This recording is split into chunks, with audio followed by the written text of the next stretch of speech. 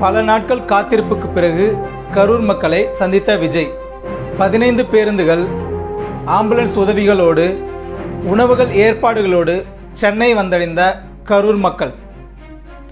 காலை 9 மணி முதல் மாலை வரை கரூர் மக்களை தனித்தனியாக சந்தித்து பேசிய விஜய், தமிழக வெற்றிக் கழகத்தின் அடுத்த கட்ட நகர்வுகள் என்னவென்று பார்க்கலாம்.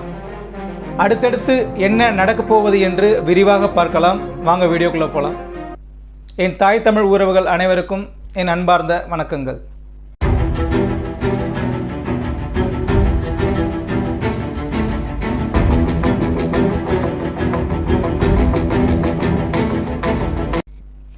கரூரில் பெருந்துயரம் நடந்ததுக்கு அப்புறம் தளபதி விஜய் அவர்கள் அந்த மக்களை பார்க்கணுன்னு சொல்லிட்டு எத்தனையோ தடவை எந்தெந்த வழிகளையோ முயற்சி பண்ணியும் அது நிறைவேறாமல் போயிடுச்சு.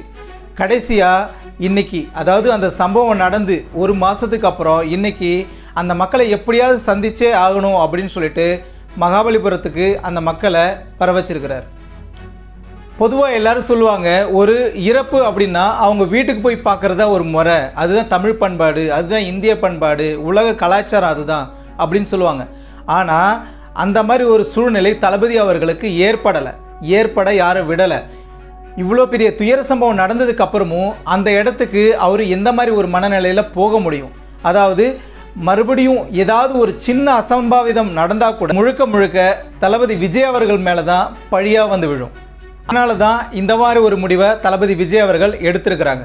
அதாவது நம்ம அரசியலில் அடுத்த கட்ட நகர்வுகள், அதாவது அடுத்த கட்ட நிகழ்வுகள் எது நடக்கிறதா இருந்தாலும் இந்த கரூர் மக்களை சந்தித்ததுக்கு அப்புறம் தான் நடக்கணுன்றதில் உறுதியாகவும் தெளிவாகவும் இருந்தார். கரூர்லேருந்து 15 பேருந்துகள், ஆம்புலன்ஸ் வசதியோட, உணவுகள் ஏற்பாடோட அந்த கரூர் மக்களை கரூர் மாவட்ட நிர்வாகிகளும் அந்த கரூரை சுற்றியுள்ள மாவட்ட நிர்வாகிகளும் அழைத்து வந்தனர். அந்த கரூர் மக்கள் மகாபலிபுரம் வந்து தளபதி அவர்களை சந்திச்சுட்டு திரும்ப வீடு போகிற வரைக்கும் அவங்களுக்கு எந்த ஒரு தடைகளோ எந்த ஒரு பிரச்சனையோ ஏற்பட்டுறக்கூடாது அப்படின்றதுல தளபதி அவர்கள் ரொம்பவே தீவிரமாக கவனமாக இருந்தாங்க.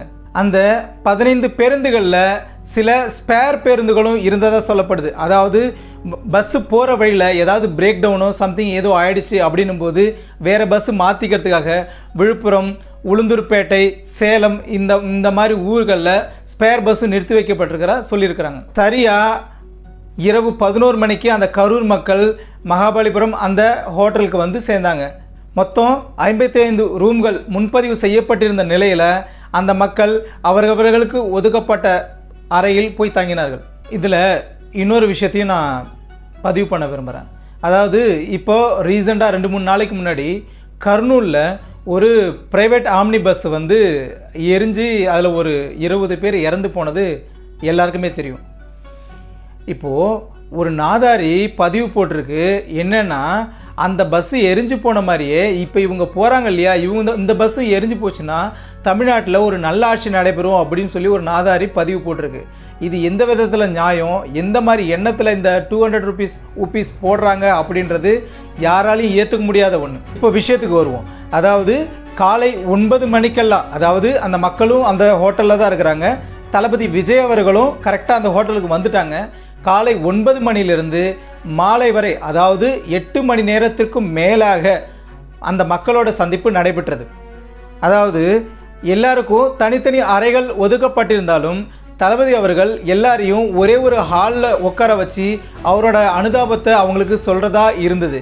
ஆனால் அதுக்கப்புறம் என்ன நடந்துச்சு அப்படின்னா, தளபதி அவர்கள் ஒவ்வொருத்தரையும் தனித்தனியாக குறைஞ்சது ஒரு 15 நிமிஷம் எல்லாரையும் தனித்தனியாக சந்தித்து அவரோட ஆறுதலையும் அவருடைய அனுதாபத்தையும் அந்த மக்களோட பகிர்ந்திருக்கிறார். தளபதி விஜய் அவர்கள் இறந்தவர்களின் குடும்பத்தினரை தனித்தனியாக சந்திக்கும் பொழுது முதலில் அவர்களின் இறந்து போனவர்களின் உருவப்படத்திற்கு மலர் மாலை அணிவித்து அஞ்சலி செலுத்தியுள்ளார். அதன் பிறகே அவர்களுடன் சந்திப்பை தொடங்கியுள்ளார். அந்த மக்கள்கிட்ட தளபதி பேசும்போது, இது ஒரு துயர சம்பவம், யாரும் எதிர்பார்க்காத ஒரு சம்பவம் நடந்துருச்சு, என்னை மன்னிச்சிருங்கன்னு சொல்லிட்டு ஒவ்வொரு குடும்பத்திட்டையும் பேசும்போது அவர் கண்ணீர் விட்டு அழுதுருக்கிறாரு அப்படின்னு சொல்லிட்டு அந்த மக்கள் சொன்னதாக சொல்கிறாங்க. அது மட்டும் இல்லாமல், உங்களை நான் சென்னைக்கு வரவழைச்சதுக்கு என்னை மன்னிச்சிடுங்க, கண்டிப்பாக நான் கரூரில் வந்து உங்களை நிச்சயம் சந்திப்பேன் அப்படின்னு சொல்லியிருக்கிறாங்க. இந்த இழப்பை நம்ம எது பண்ணாலும் ஈடு செய்ய முடியாது அப்படின்றதும் சொல்லியிருக்கிறாரு. அந்த மக்களும் நாங்கள் என்ன பண்ண போகிறோம் அப்படின்னு தெரியாமல் நிற்கதியாக நின்றுட்டுருக்குறோம் அப்படின்னு சொல்லி அவர்களின் சில விருப்பங்களை மனுவாக தளபதி அவர்கள்ட்ட கொடுத்ததாகவும் சொல்லப்படுது. இழந்தவர்களின் குடும்பங்களுக்கு 20 லட்சம் ரூபாய் நிதியுதவி அளித்ததுடன் ஏற்கனவே மாதம் 5000 ரூபாய் அந்த குடும்பத்தினருக்கு வழங்கப்படும் என்று தாவேக சார்பில் தெரிவிக்கப்பட்டுள்ளது.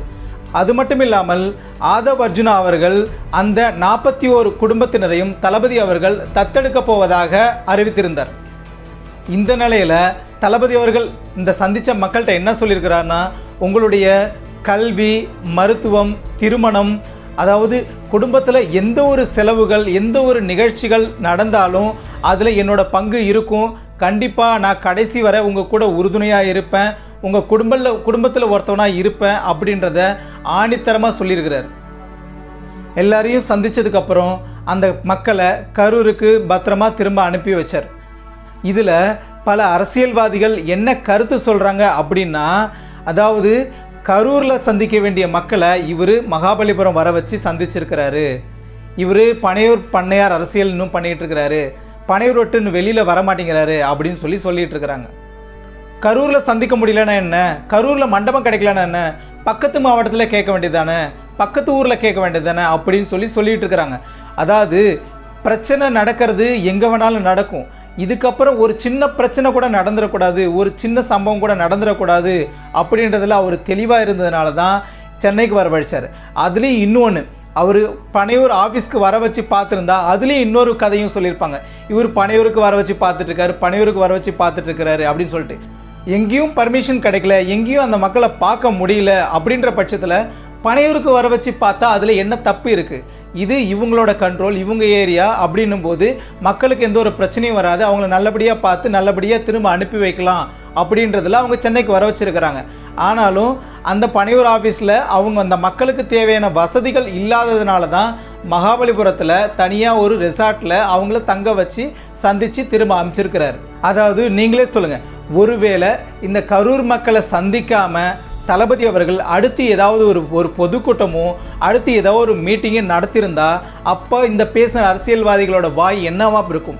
அதாவது இவர் கரூரில் தான் போய் சந்திக்கல, இவர் வழக்கமாக பண்ணுற பனையூர்லையாவது கூட்டு சந்திச்சிருக்கலாம்ல, இந்த மக்களை கூட சந்திக்கவே இல்லையே, அவருக்கு கொஞ்சம் கூட நெஞ்சில் ஈரம் இல்லையே, அது இல்லையே, இது இல்லையேன்னு சொல்லி புலம்ப ஆரம்பிச்சிருப்பாங்க. தளபதி அவர்கள் முதல் மாநாட்டிலேயே சொல்லியிருக்கிறாங்க, இந்த அரசியல் என்பது ஒரு சேவை மாதிரி, நான் சேவை செய்கிறதுக்காக தான் வந்திருக்கிறேன் அப்படின்னு சொல்லி வந்தவர்.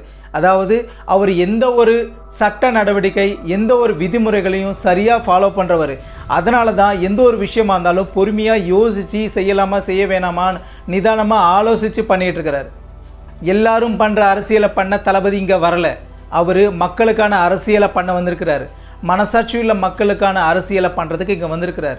யார் எத்தனை கோடி கொடுத்து எத்தனை யூடியூபர்ஸை விலைக்கு வாங்கினாலும், எத்தனை அரசியல் விமர்சகர்களை விலைக்கு வாங்கினாலும், எத்தனை செய்தி ஊடகங்களை விலைக்கு வாங்கினாலும் தமிழக வெற்றி கழகத்தை பாதுகாக்கிறதுக்கு விர்ச்சுவல் வாரியர்ஸு நாங்கள் இருக்கிறோம். அதாவது அசிங்கப்பட்டு, அடிப்பட்டு, மிதிப்பட்டு, ஒவ்வொரு சுச்சுவேஷன்லேயும் எல்லா ப்ராப்ளத்தையும் ஃபேஸ் பண்ணி மேலே வந்த அந்த மனுஷன், அமைதியாக இருந்த அந்த மனுஷனை நீங்கள் சீண்டி விட்டுட்டீங்க. இந்த மாதிரி ஒரு துயர சம்பவத்தை யாரும் எதிர்பார்த்துருக்க மாட்டாங்க. அந்த மனுஷன் கொஞ்சம் கூட கடுகளவும் எதிர்பார்த்துக்க மாட்டார். இதுக்கப்புறம் அவரோட அரசியல் அடுத்த கட்ட நடவடிக்கை எவ்வளவு வீரமாகவும் எவ்வளவு விவேகமாகவும் இருக்குன்றத நம்ம தமிழ்நாட்டு அரசியல்வாதிகள் பார்க்க தான் போகிறாங்க. நான் ஏற்கனவே சொன்ன மாதிரி தான் தமிழ்நாட்டோட அரசியல் களம், அதாவது 2026 தேர்தல் தளபதி விஜய் அவர்களை மட்டுமே சுற்றி இருக்குது. ஸோ அந்த கட்சி கூட விஜய் அவர்கள் கூட்டணிக்கு போயிடுவாரா, இந்த கட்சி கூட விஜய் அவர்கள் கூட்டணிக்கு போயிடுவாரா, அவங்களுக்கு விலை போயிட்டாரு, இவங்களுக்கு விலை போயிட்டாரு, இந்த மாதிரி தேவையில்லாத வீணற்ற பேச்சுகள்லாம் யாரும் பேசிகிட்டு இருக்க வேணாம். தளபதி அவர்கள் ஃபஸ்ட்டு மாநாட்டில் சொன்னது தான் மறுபடியும் சொல்லிகிட்டு இருக்கிறோம். 2026 தமிழக வெற்றி கழகத்தின் ஆட்சி மலரும், மனசாட்சியுள்ள மக்களாட்சி மலரும், ஆட்சி அதிகாரத்தில் பங்கு அப்படின்னு சொல்லியிருக்கிறாரு. அது மட்டும் இல்லாமல் தாவேக செயற்குழு கூட்டத்தில் 2026 முதலமைச்சர் வேட்பாளர் தலைவர் தளபதி அவர்கள் தான் அப்படின்றதும் தீர்மானம் நிறைவேற்றிருக்கிறாங்க. நீங்கள் யார் என்ன பேசினாலும் எங்கள் தளபதி அவர்கள் தலைமையில் தான் இந்த ஆட்சி மலரப்போகுது. இறுதியாக ஒன்று சொல்லிக்கிறேன், யார் என்ன விமர்சனம் வச்சாலும், யார் எந்த அவதூறு பேசினாலும், எந்த கட்சி எந்த கூட்டணி கணக்கு போட்டாலும் 2026 தளபதி விஜய் அவர்களோட தலைமையில் தான் ஆட்சி அமைக்க போகுதுன்றதை கடைசியாக சொல்லிக்கிறேன். வெற்றி நிச்சயம், நம்பிக்கையுடன் நாம்.